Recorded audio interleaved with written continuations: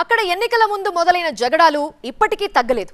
అధికారంలోకి వచ్చిన నేతల మధ్య ఆధిపత్య పోరు ఆగలేదు. పైగా అక్కడ సీరియస్ నేతగా ఉన్న మాజీ ఎమ్మెల్యేలకి సొంత పార్టీ నేతలే చెక్ పెట్టాలని చూస్తున్నారట. ఒకవైపు నియోజకవర్గంలో పట్టు కోసం ఆయన ప్రయత్నిస్తుంటే మరోవైపు వ్యతిరేక వర్గం గ్రూప్ వార్తో వెనక్కి లాగే ప్రయత్నం చేస్తోందట. ఇంతకీ ఎవరా నేత, ఏంటా కథ? నర్సాపురంలో నువ్వా నేనా, బండారు వర్సెస్ రామరాజు. జనసేన ఇలాఖాలో తెలుగు తమ్ముళ్ల జగడాలు, రచ్చకెక్కుతున్న విభేదాలు. పశ్చిమ గోదావరి జిల్లా నర్సాపురం అసెంబ్లీ నియోజకవర్గంలో తెలుగుదేశం పార్టీ లుకలుకల గురించి ఇప్పుడు ఇలాంటి చర్చ జరుగుతోంది. ఆవిర్భావం నుంచి ఆ పార్టీకి కొంచెకోట్లా ఉన్న ఈ నియోజకవర్గంలో ప్రస్తుతం సీన్ రివర్స్ లో కనిపిస్తోంది. దీనికి కారణం లోకల్ టీడీపీ నేతలే అని తెలుస్తోంది. మాజీ ఎమ్మెల్యే బండారు మాధవనాయుడికి నియోజకవర్గ ఇన్ఛార్జ్ పొత్తూరి రామరాజుకి మధ్య వర్గపోరుతో పార్టీ పలచనవుతోంది. ఇటీవలే చిన్నపాటి వివాదం కాస్త పార్టీలో చీలిక ఏర్పడేలా చేసింది. అగ్రికల్చర్ మార్కెట్ యార్డ్ కమిటీ నూతన పాలకవర్గ ప్రమాణ స్వీకారోత్సవ ఆహ్వాన పత్రికలో బండారు మాధవనాయుడు పేరు లేకపోవడంతో ఆయన వర్గం ఒక్కసారిగా భగ్గుమంది. ఇన్ఛార్జ్ గా పొత్తూరి రామరాజును తొలగించాలి అనే డిమాండ్ తెర మీదకు తీసుకొచ్చింది. మాజీ ఎమ్మెల్యే వర్సెస్ పార్టీ ఇన్ఛార్జ్ అన్నట్టుగా జరుగుతున్న ఈ వార్తో కార్యకర్తల్లో అయోమయ పరిస్థితి ఏర్పడింది. అయితే ఇంత జరుగుతున్నా అధిష్టానం పట్టించుకోకపోవడం రకరకాల చర్చలకు తావిస్తోంది. 2009లో మాజీ మంత్రి కొత్తపల్లి సుబ్బారాయుడు పార్టీని వీడడంతో ఇక్కడ క్రమంగా తెలుగుదేశం పార్టీ ఢీలా పడింది. అలాంటి పరిస్థితుల్లో బండారు మాధవనాయుడు 2014లో ఎమ్మెల్యే అభ్యర్థిగా పోటీ చేసి విజయం సాధించారు.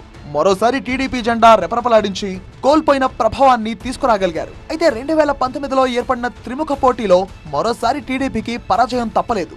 దీంతో పార్టీ మళ్లీ ఢీలా పడింది. దీంతో మాజీ మారి ఇన్ఛార్జ్ గా బాధ్యతలు నిర్వర్తిస్తున్న బండారు మాధవనాయుడును తప్పించింది అధిష్టానం. పార్టీ సీనియర్ నాయకుడు ఎంఏ షరీఫ్ అనుచరుడైన పొత్తూరి రామరాజుకు ఆ పదవిని కట్టబెట్టింది. అంతేకాదు పార్టీని నడిపించేలా ఆయనకు ఆర్థిక సాయం చేసేందుకు ఎన్ఆర్ఐ కొవ్వలి యతిరాజు రామ్మోహన్ నాయుడిని కూడా రంగంలోకి దింపింది. నియోజకవర్గంలో కీలక పదవి ఇచ్చి యాక్టివ్ పాలిటిక్స్ లో భాగస్వామిని చేసింది.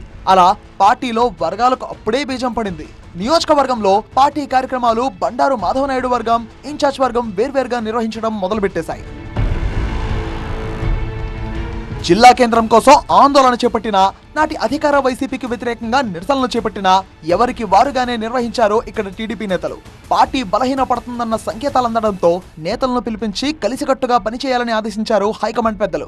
అయినా సరే అటు బండారు మాధవనాయుడులో గాని, ఇటు ఇన్ఛార్జ్ పొత్తూరి రామరాజులో గాని మార్పు లేదు. ఎడమొహం పెడమొహంగానే వ్యవహరించారు. ఇక 2024 ఎన్నికల్లో మరొకసారి టికెట్ విషయంలో పోటాపోటీగా ప్రయత్నాలు చేశారు. వీరిద్దరికి తోడు పార్టీ ఏరి కోరి తీసుకొచ్చిన ఎన్ఆర్ఐ కొవ్వలి యతిరాజు రామ్మోహన్ నాయుడు కూడా పార్టీ టికెట్ రేసులోకి వచ్చారు. అయితే టికెట్ ఫైట్ ని కంట్రోల్ చేయలేకపోయారా, లేక అనవసర ఇబ్బందులు ఎందుకు అనుకున్నారో తెలియదు గానీ కూటమి పొత్తులో భాగంగా ఈ స్థానాన్ని జనసేనకు కేటాయించేశారు పెద్దలు. అసంతృప్తి సెగలు చెలరేగిన అధిష్టానం పెద్దల సూచనతో జనసేన అభ్యర్థి బొమ్మిడి నాయకర్ గెలుపు కోసం టీడీపీ నేతలంతా పనిచేయాల్సి వచ్చింది. అయితే కూటమి అభ్యర్థి గెలుపు కోసం కూడా వర్గాలుగానే వేరువేరుగా ప్రచారం నిర్వహించారు ఇక్కడ టీడీపీ నేతలు. అయితే గెలిచాక ఎమ్మెల్యే బొమ్మిడి నాయకర్, టీడీపీ నియోజకవర్గ ఇన్ఛార్జ్ పొత్తూరి రామరాజులు ఒక్కటైపోయినట్టు తెలుస్తోంది. ఈ ఇద్దరు కలిసి బండారు మాధవనాయుడికి అంతగా ప్రాధాన్యత ఇవ్వడం లేదట. దీంతో బండారు వర్గంలో అసంతృప్తి జ్వాలలు రగులుతున్నాయట. ఇటీవలే మార్కెట్ యార్డ్ నూతన కమిటీ ప్రమాణ స్వీకారోత్సవం ఆహ్వాన పత్రికలో మాజీ ఎమ్మెల్యే బండారు మాధవనాయుడు పేరు లేకపోవడం పెద్ద రచ్చకు దారితీసింది. టీడీపీలో మాధవనాయుడు స్థాయిని తగ్గించేందుకు incharge Potturi Ramaraju cheap tricks play చేస్తున్నారంటూ బండారు వర్గం మండిపడుతోంది. అధికార పార్టీగా కలిసి ఉండాల్సిన చోట నేతల మధ్య ఇలా అగ్గిరాజుకోవడం రాజకీయ వర్గాల్లో తీవ్ర చర్చకు దారితీస్తోంది.